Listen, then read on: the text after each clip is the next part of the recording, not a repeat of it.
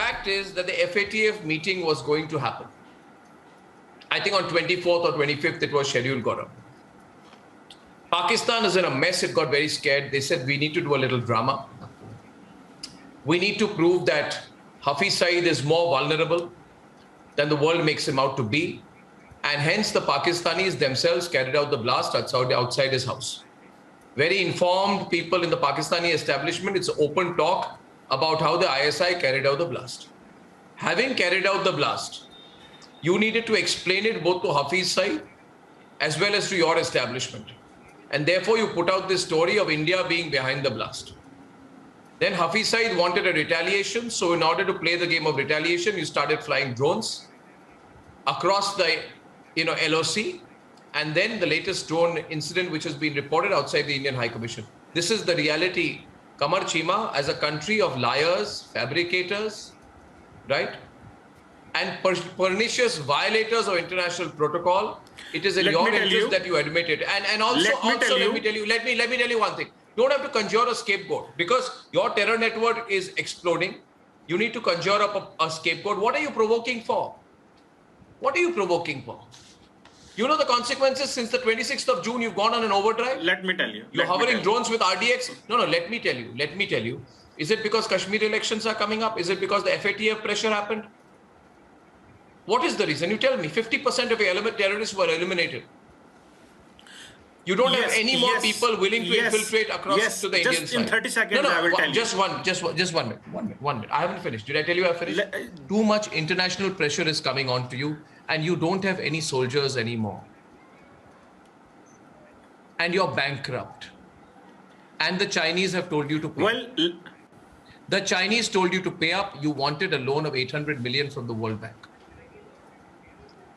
All of these facts. Counter me on one fact. I don't want to insult you on an Indian television channel. I don't want to insult you any further. How dare one can insult me? I've just told you. I'm not insulting. I said I don't want to insult. And how I will let someone to talk this way? I said I don't want to insult you. Okay. Don't get on the defensive. Why are Pakistanis on the defensive when they talk to me, Gaurav? ये डर क्यों जाते हैं? I am always offensive. That I agree. You are always offensive. Sir, let me tell you one thing. Okay, this is on the offensive. I have to respond. I'm always offensive has a different meaning. I have to respond for 30 seconds. Let me tell you. I have to respond. Let me. Okay. I have to respond. I have to respond. First of all, India does not have a high commission in Islamabad. India does not have a high commission in Islamabad. India has a spy mission in Islamabad. So this is a spy mission in the diplomatic enclave. This must be closed and all these people sent back to New Delhi. And had I been the foreign minister of this country, I would have definitely closed those missions. This is a spy mission. Everyone in this high commission is a spy. And when there is no talks between India and Pakistan, why these gentlemen sitting in this high commission doing? What are they doing in Islamabad when there are no talks, no trade, no engagement, and Islamabad and New Delhi are not talking? Why these spies sitting But why did you fly the drone? They must be sent back. No, but why, if it is why did you fly the drone? You were spying on the spy mission. Why did you fly the drone? 50% should go back. Give me an answer. And I should come back, sir. Huh? Why were you flying the drone? You should call back the staff, and we will call back our staff. It's the silliest answer I've ever heard, even by Qamar Chima's standards, Gaurav.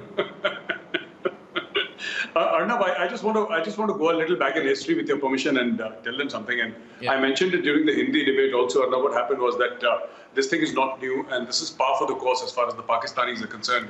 On 21st of May 1979, they actually burned down the US embassy in Islamabad. You know, and Ziaul Haq, he was cycling somewhere. He was on this cycling mission somewhere. It was peak summer, and in the evening or sometime early morning, whatever the time it was, he was cycling.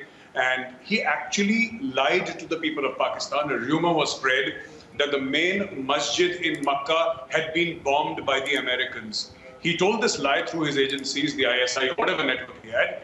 The people got so incensed, they got so angry that thousands upon thousands gathered and they actually burned down half of the American embassy. This was on 21st of May 1979, Arnab. They burned down the American embassy in Islamabad. So, you know, these drones, and Mr. Parthasarathy would know this very well. He's a very senior diplomat, and he's seen it all in front of him.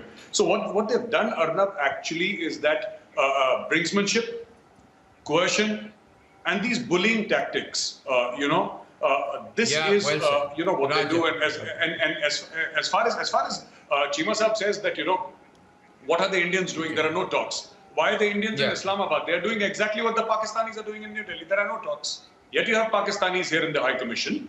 And this is reciprocal mehman nawazi, if I may call it that way. You look after us, we look after you, Cheema Saab. Cheema Saab is not too pleased, Arnab. He's not too happy with it. He's not too happy. Today, when there are no talks, we should... You took a lead. You took a lead. You called back your 50% staff last year. Why don't you call back the rest of the 50% and we will call back our people? So take a lead. General Bakshi. General Bakshi, please. General Bakshi.